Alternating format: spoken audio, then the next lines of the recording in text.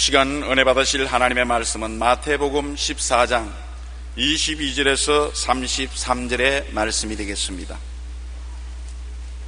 마태복음 14장 22절에서 33절 말씀을 다 같이 합독하시겠습니다. 예수께서 즉시 제자들을 재촉하사 자기가 무리를 보내는 동안에 배를 타고 앞서 건너편으로 가게 하시고 무리를 보내신 후에 기도하러 따로 산에 올라가시니라. 저물매 거기 혼자 계시더니 배가 이미 육지에서 술이나 떠나서 바람이 거스름으로 물결로 말미암아 고난을 당하더라. 밤 사경에 예수께서 바다 위로 걸어서 제자들에게 오시니 제자들이 그가 바다 위로 걸어오심을 보고 놀라 유령이라 하며 무서워하여 소리 지르거늘 예수께서 즉시 이르시되 안심하라 나니 두려워하지 말라. 베드로가 대답하여 이르되 주여 만일 주님이시거든 나를 명하사 물 위로 오라 하소서 하니 오라 하시니 베드로가 배에서 내려 물 위로 걸어서 예수께로 가되 바람을 보고 무서워 빠져가는지라 소리질러 이르되 주여 나를 구원하소서 하니 예수께서 즉시 손을 내밀어 그를 붙잡으시며 이르시되 믿음이 작은 자여 왜 의심하였느냐 하시고 배에 함께 오름에 바람이 그치는지라. 배에 있는 사람들이 예수께 절하며 이르되 진실로 하나님의 아들이로소이다 하더라. 아멘. 오늘 저는 믿음이 작은 자여 하시는 예수님의 말씀을 가지고 은혜를 나누겠습니다.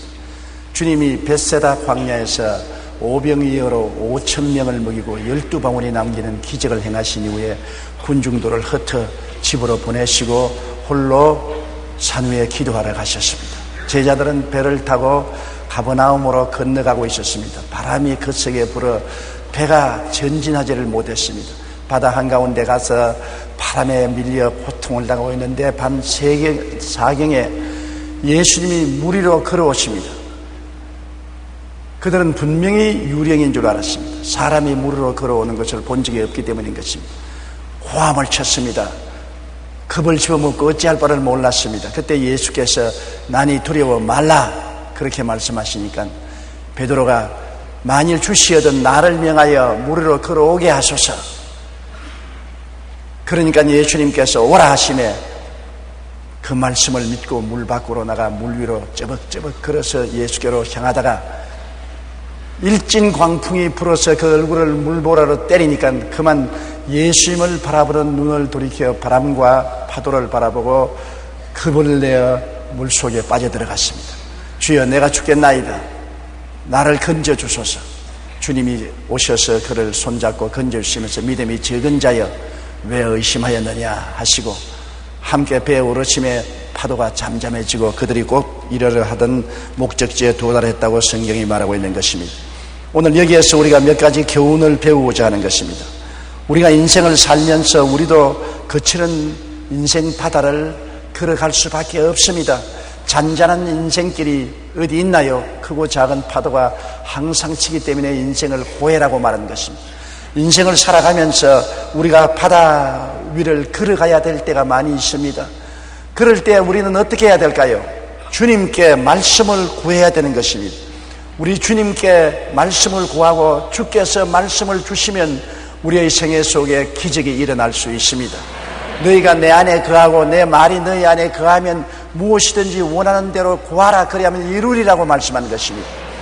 우리가 보통 말씀이라고 말하면 성경에 있는 말씀을 생각하는데 성경 속에 있는 말씀은 모두 다 로고스로서 하나님이 우리 모든 사람에게 주신 말씀인 것입니다.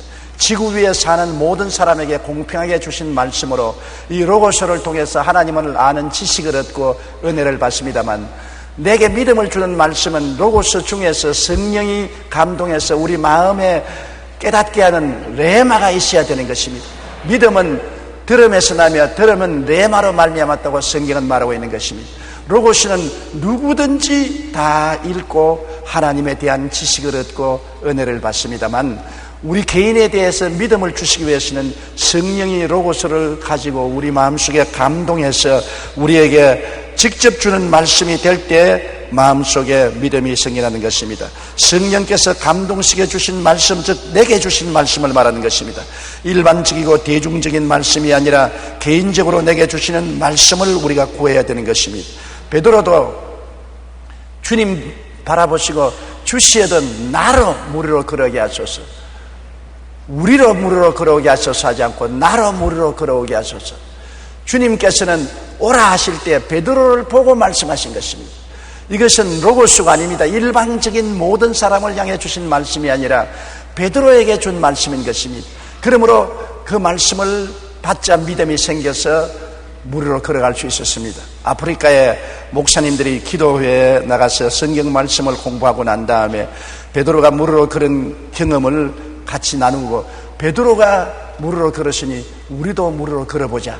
그래서 함께 나가서 호수에 배를 지어서 한가운데 들어가서 하나 둘 셋 하고 물으로 뛰어들어갔다가 모두 빠져서 익사했다는 길을 읽어본 적이 있습니다. 왜 베드로는 물으로 걸었는데 이 목사님들은 물으로 걷지 못했습니까? 베드로는 레마를 받았습니다. 하나님이 직접 오라는 개인적인 말씀을 받았습니다. 그러므로 믿음을 가질 수 있었습니다. 그러나 이 목사님들은 일반적인 모든 사람에게 주신 말씀이지 레마를 받지 못했습니다. 그러므로 그들 개인이 주님께로부터 말씀을 받고 출발한 것이 아니기 때문에 믿음으로 행한 것이 아니고 지식으로 행했다가 물에 빠진 것입니다.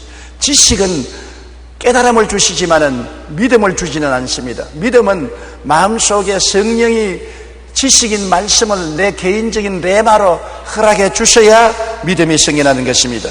그러므로 우리는 항상 하나님 말씀을 읽고 듣고 베드로처럼 주님께 레마를 달라고 기도해야 되는 것입니다. 믿음은 마음의 레마를 들음으로 나오는 것입니다. 로마서 10장 17절에 그러므로 믿음은 들음에서 나며 들음은 그리스도의 말씀, 즉 헬라어로 말하면 레마로 말미암았느니라고 말하는 것입니다. 너희가 내 안에 거하고 내 말이 너희 안에 거한다는 것은 말씀이 내 개인적인 은사로서 마음속에 들어오면 무엇이든지 구하라 원하는 대로 이루리라고 성경은 말씀한 것입니다. 시드니 올림픽 여자 다이빙에서 우승한 미국의 로라 윌컨슨은 당시 오른쪽 다리의 골절상으로 인해 코치로부터 올림픽 출전 불가 통보를 받았습니다. 그러나 그녀는 하나님 말씀을 읽다가 빌립보서 4장 13절에 큰 감동을 받았습니다. 레마를 입었습니다. 그는 빌립보서 4장 13절을 하루에 수없이 묵상하고 입으로 시인하고 감사를 드렸습니다. 내게 능력 주신 자 안에서 내가 모든 것을 할 수 있느니라는 말씀인 것입니다. 윌컨슨은 자기에게 주신 이 말씀을 하루에도 수십 번씩 끊임없이 읽고 또 외웠습니다. 그러자 그가 생긴 그 믿음으로 올림픽 출전하여 불가 판정을 받았던 그녀가 운동선수로서 최고의 자리까지 올라갈 수 있는 기적이 일어났던 것입니다. 아무나 다 그런 기적이 일어난 것이 아닙니다. 이 윌컨슨 선수는 하나님께 부르짖어 기도하고 성경을 읽다가 빌립보서 4장 13절 말씀이 레마로 다가온 것입니다. 그 마음에 부딪혀온 것입니다. 개인적으로 주님이 그 말씀을 주신 것이었습니다.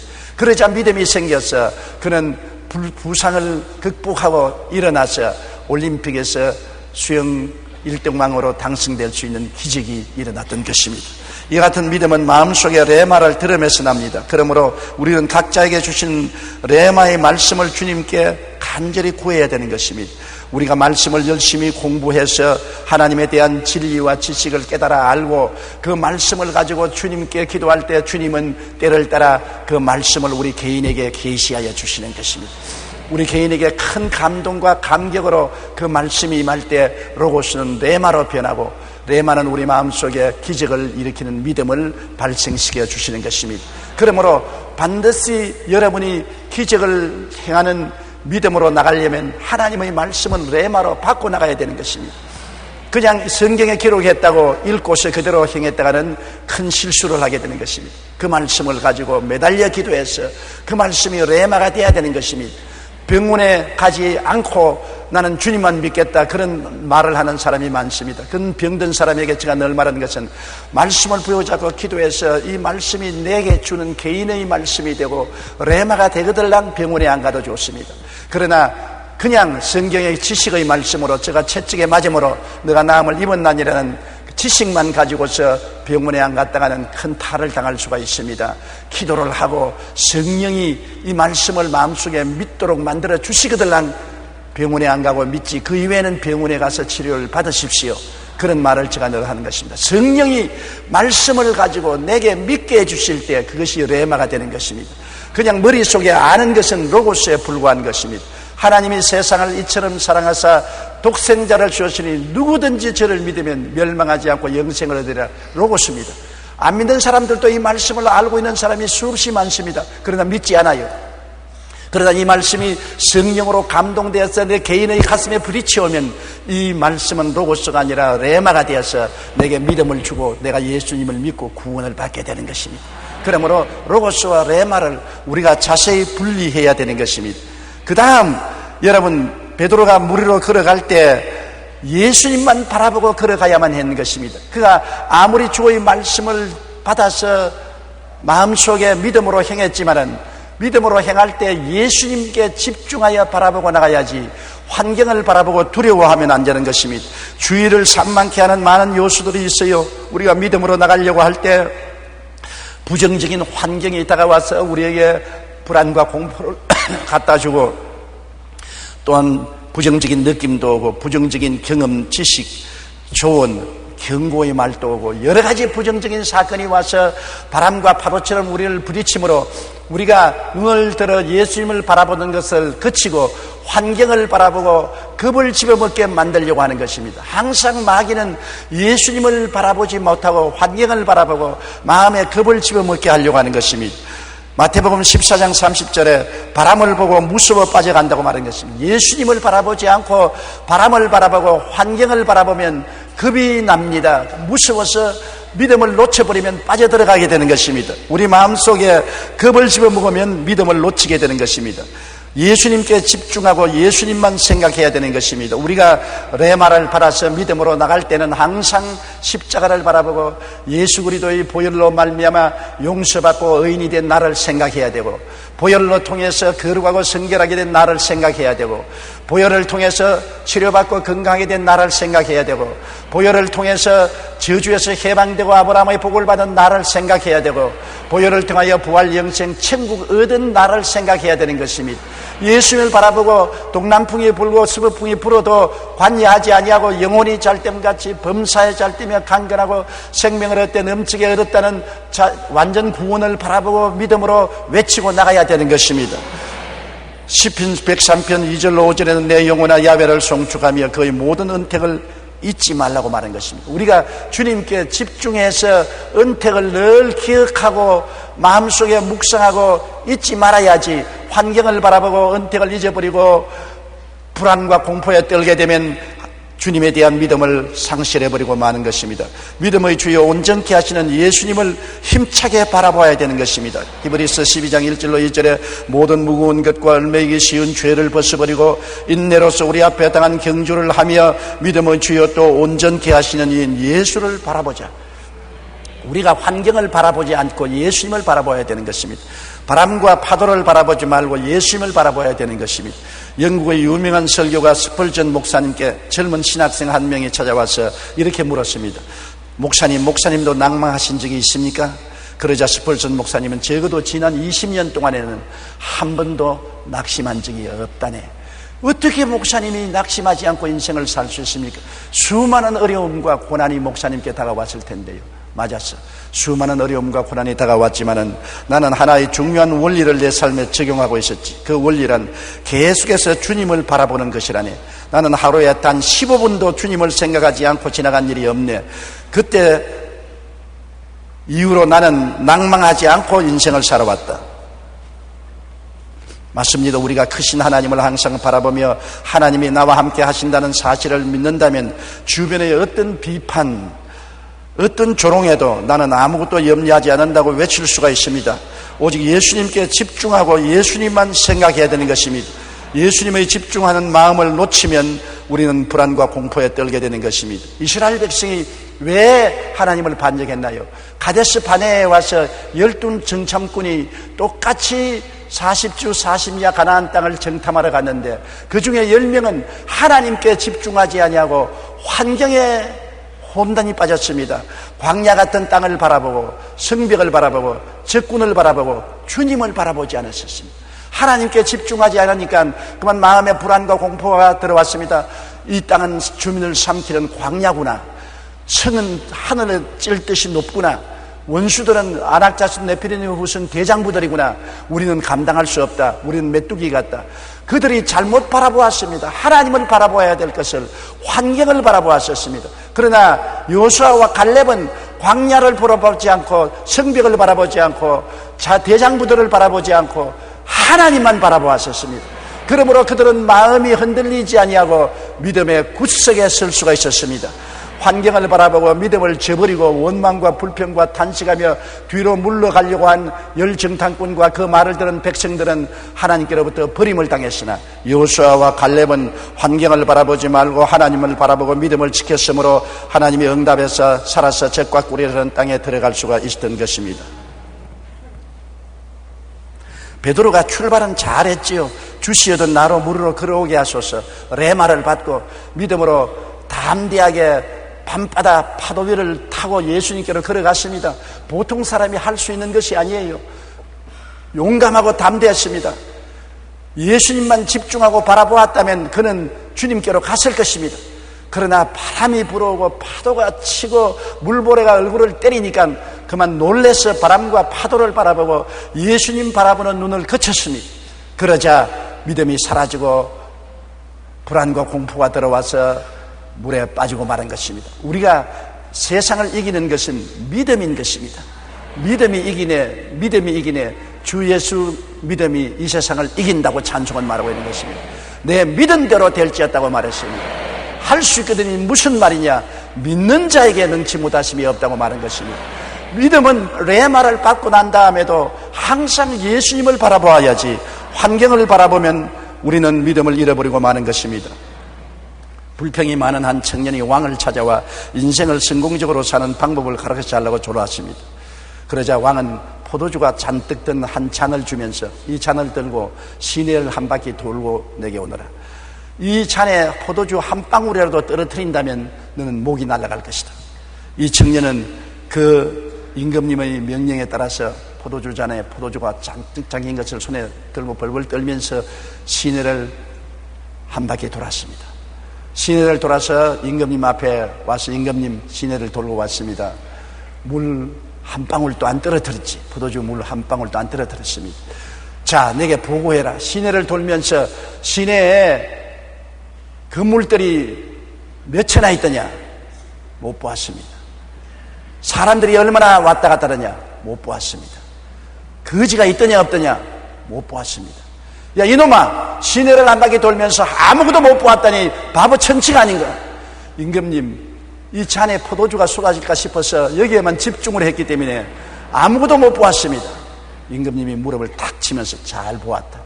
네가 인생을 성공하려면 목표를 분명히 정하고 거기에 집중을 해야 된다. 주위 환경을 바라보고 이것도 기웃하고 저것도 기웃하고 이것도 손대보고 저것도 손대보는 사람은 결코 성공할 수 없다고 왕이 말한 것입니다. 또 재미있는 이야기를 제가 읽어본 적이 있습니다. 철길을 지나서 학교를 가는데 그 철길이 상당히 높은 계곡 위를 지나가고 있는데 많은 애들이 그 철길을 지나가다가 철길에서 떨어져서 계곡에 물에 빠졌습니다. 그런데 전혀 동요하지 않고 철길을 건너가는 어린아이가 있었습니다. 똥똥하고 배가 볼록 나온 애인데 그는 배가 볼록 나와서 밑에가 안 보여요.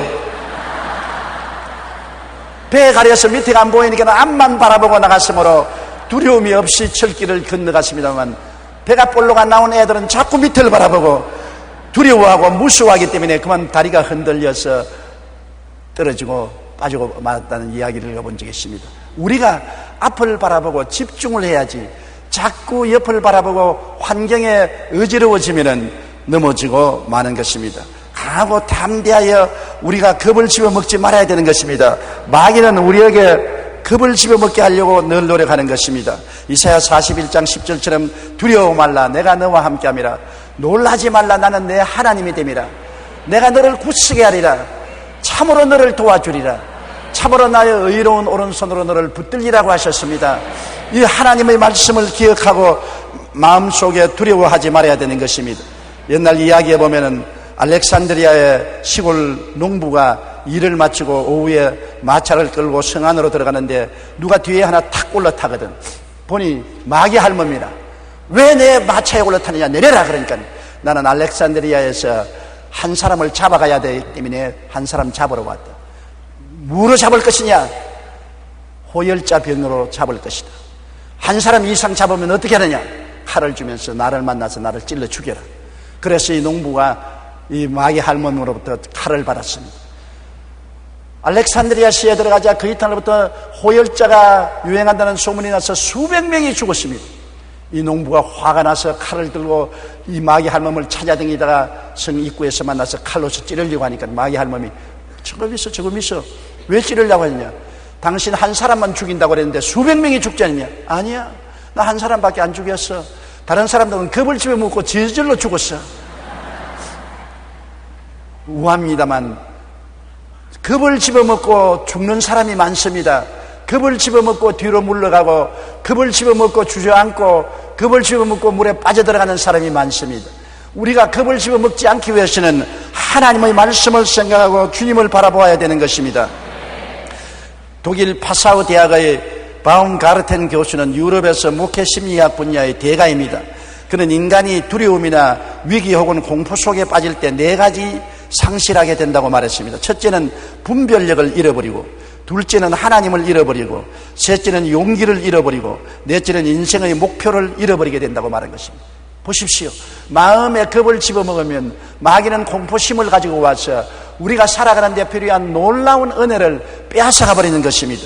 믿음 생활에서도 위기 상황에 겁을 먹으면 두려움 속에서 분별력도 잃고 하나님도 잃고 용기도 잃고 인생의 목적도 잃어버리고 패배하게 되는 것입니다. 우리는 겁을 먹지 말고 강하고 담대하게 살아가야 되겠는데 어떻게 해야 강하고 담대할 수 있습니까?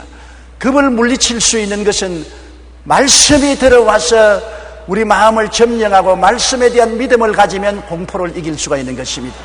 공포는 말씀을 믿는 믿음에서 이길 수가 있으므로 말씀을 마음속에 받아들이고 묵상하고 기도하고 믿음 속에 굳세겠으면 하나님의 기적이 일어나고 공포는 한 길로 왔다가 7길로 도망을 치는 것입니다.